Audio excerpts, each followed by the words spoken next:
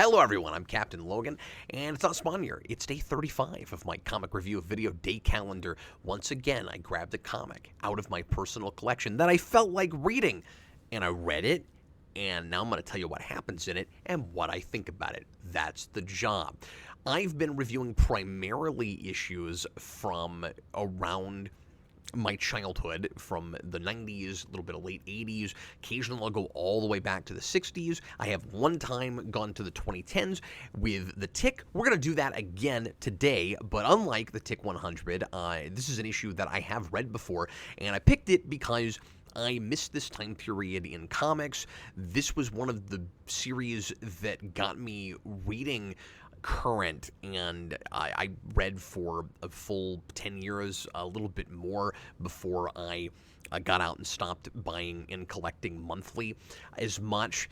And it's weird to say that 2010 is a simpler time, but it really does feel that way. There's a lot of traditional staples of comics that we've fallen out of since then that we were still kind of holding on to a little bit just before New 52. And I think DC was at one of its best periods just before New 52. This was a time where DC was actually doing some pretty decent events, even though it felt the need to still do them every single year, which was a little bit irritating. But Blackest Night was just before this. Brightest Day was happening, I believe, as this is coming out, or was just about to, and I bought and collected that as well. I got in just as Blackest Night finished. Actually, one of the first things I bought when I went to a comic shop and decided that I was going to start investing in regularly trying to read new comics was the full set. What was it?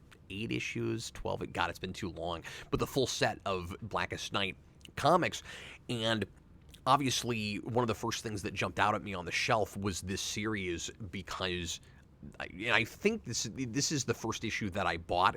And it was lucky that this happened to be out that week, because it is a good, what we call in the field, jumping on point. You don't necessarily have to read the 8 issues that come before this. The recapping is really good, and it's a really good kind of, I don't want to say reset switch, but the focus changes from the Sirens themselves, at least for this issue and some in the next one, to the Riddler. And so if you are a big Riddler fan and you like that character, you've got a real good eyes in to the world of the Sirens and the insanity that they're doing. And somehow, by comparison, the Riddler feels a little bit more sane in this issue, until we start kind of peeling the curtain back, doing a little bit of a character study and getting into his quirks and his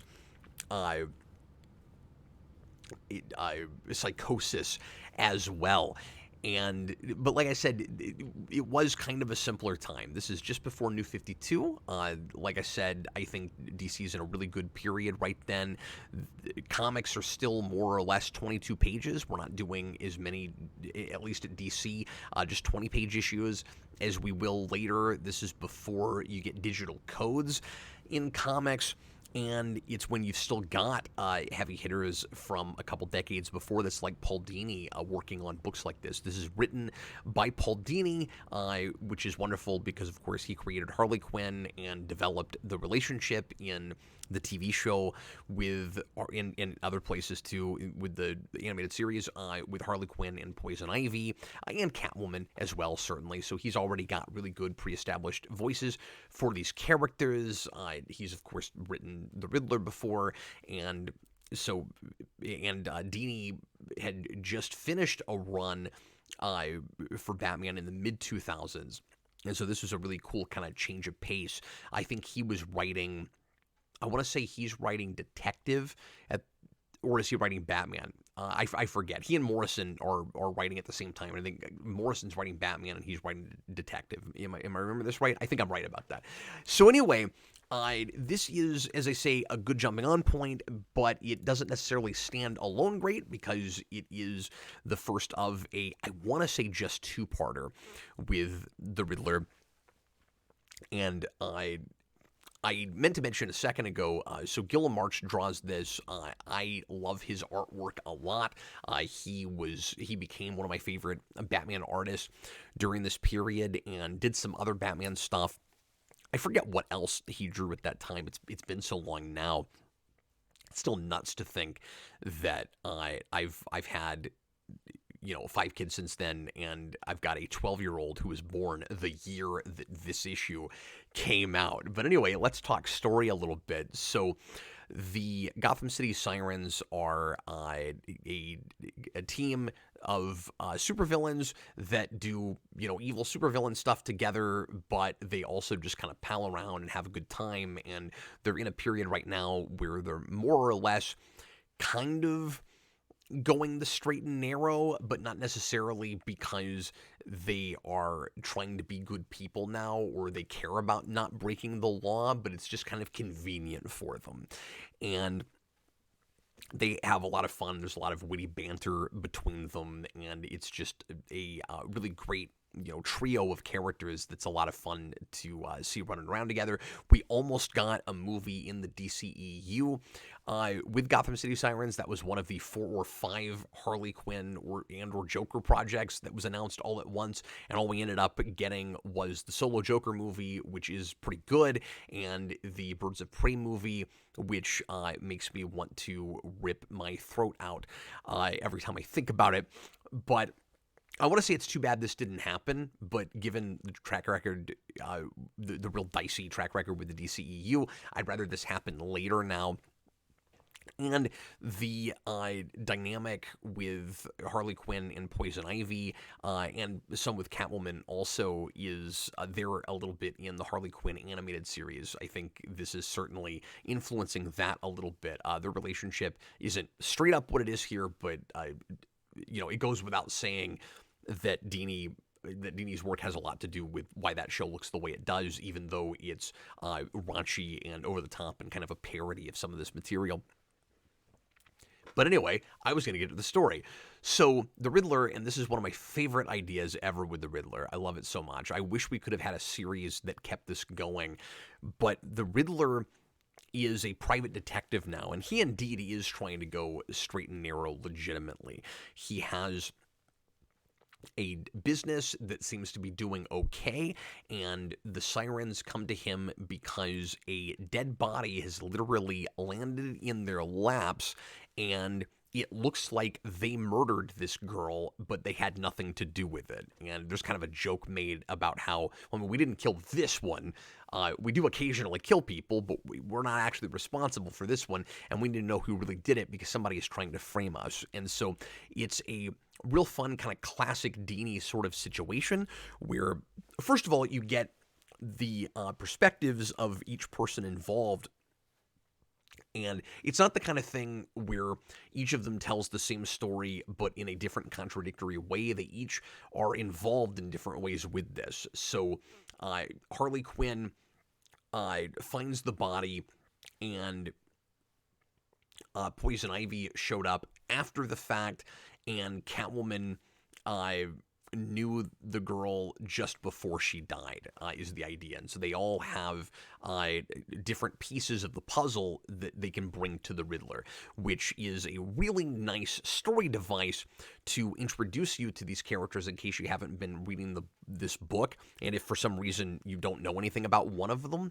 And it really highlights, really showcases the personalities of each of these characters, what their priorities are, what they're interested in, their various psychoses, which were kind of paralleling with each of the girls and with the Riddler. These are all supervillains. That there is some tinge of humanity intact in each of these people, but they're all damaged in still fun and entertaining ways. This is a surprisingly light comic given some of the subject matter, which is one of the things I always really like about Dini, where he's able to really walk that line. It still feels a lot like a Batman animated series episode, but there's something a little bit unnerving and wrong underneath the whole thing, even though it is a lot of fun and, again, sort of light.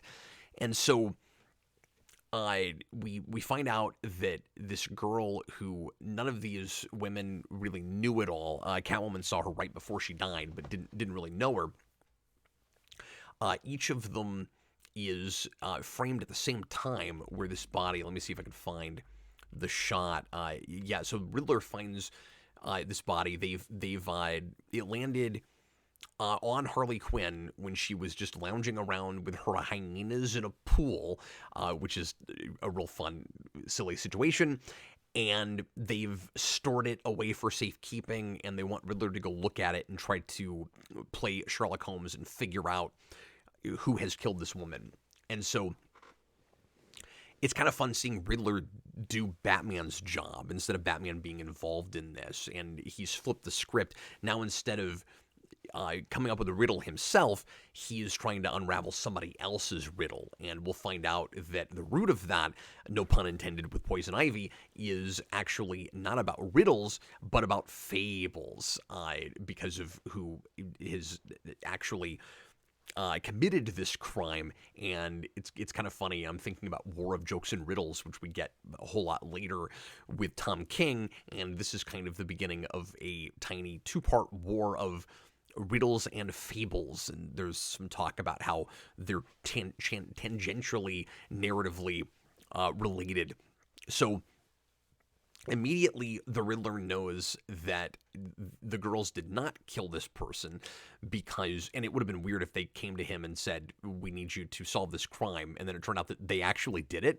But, of course, he's got to confirm suspicions and try to get a sense of where all these things came from. So it can't be Poison Ivy because the vines are wrong, and it can't be Harley Quinn because the makeup is wrong, and it can't be Catwoman because it seems like a real animal actually sunk its claws into this woman's flesh. So it's an interesting mystery, and unfortunately the answer to the mystery is kind of solved too quickly and is not particularly compelling. Riddler figures out who it is just before the man presents himself, but he still, might have presented himself. So it kind of feels like it's weird because the issue feels a little padded in places, but it's also a bit of a rush job when we get to the end of it, where I would have liked to have seen Riddler unraveling this and like maybe go to this person and go, hey, I know it's you. But then also at the same time, I found myself thinking maybe he should have, him being the Riddler, figured it out, a couple of seconds before he did. So it weirdly kind of feels padded and rushed at the same time, which is something of an odd thing to say. I think just because of, honestly, pages like this 2-page spread where Catwoman is in a training session with Wildcat, just to say she goes and works out with him and enjoys doing that. Like I said, with each of these character stories, you get something about their personality and what they're all about, but also kind of recapping where they've been lately. So Catwoman just went through a major physical trauma with Hush, which I had forgotten about, and she's been in recovery, and so that's part of why she's having to train with Wildcat. And then with Poison Ivy, you find out that she just got a job, which she cheated in order to get, of course, working for the police department, with something to do with plants and plant biology.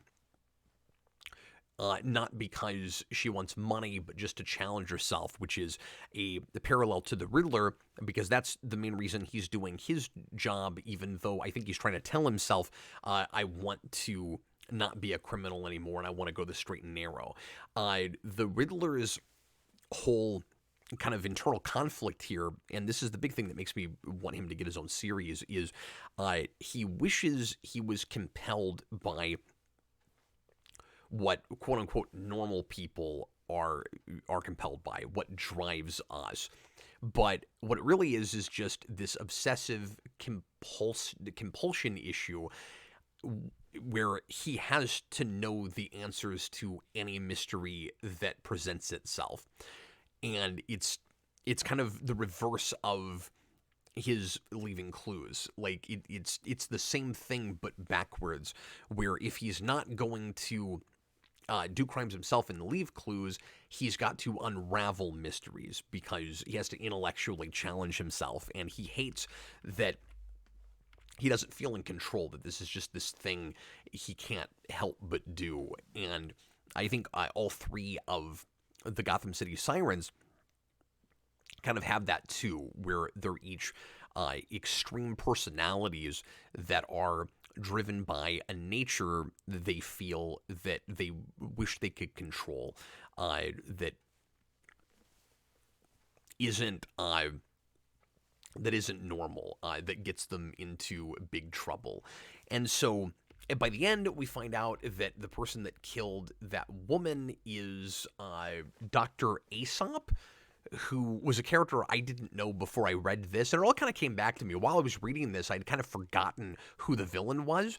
And the reason I say, by the way, that it seems like the Riddler maybe should unravel this quicker is because he finds a feather and he's like, oh, maybe it's the Penguin. And then for a second, he doesn't bring this up, but he made me think, because I forgot it was this guy. He made me think for a minute that maybe it was Mad Hatter.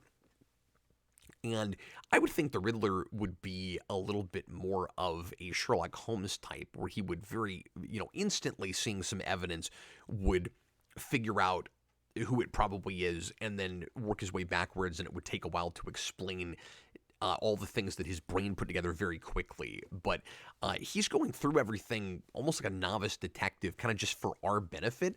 That's really my only criticism about the way this unfolds.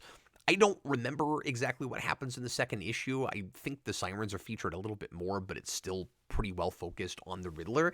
But I just wish that this had spun off and that the Riddler had gotten his own series. And I would love to see eventually a movie based on this idea, whether it involved the Sirens themselves or not. But it's a lot of fun. It's kind of surprising that the Riddler can work as a protagonist like this. But I think what really works about it is just that juxtaposition of he's still a criminal, and he's still, but trying not to be, and he still has that compulsion, and it makes him have to do Batman's job. And Batman also is an extreme personality with a compulsion, but it comes from more of his heart is more in the right place. So anyway, I still really like this. It holds up wonderfully well. It makes me want to go back and reread the whole series. I think I've read all of this at some point, but it's just been a while, so a lot of it's not sticking with me. But it was a lot of fun to revisit, and I highly recommend it. And I highly recommend March in general. I've always really loved his art. I didn't mention that there is a fair bit of kind of over-sexualization of the women here, kind of, knowing their audience. This is, Dini is kind of notorious for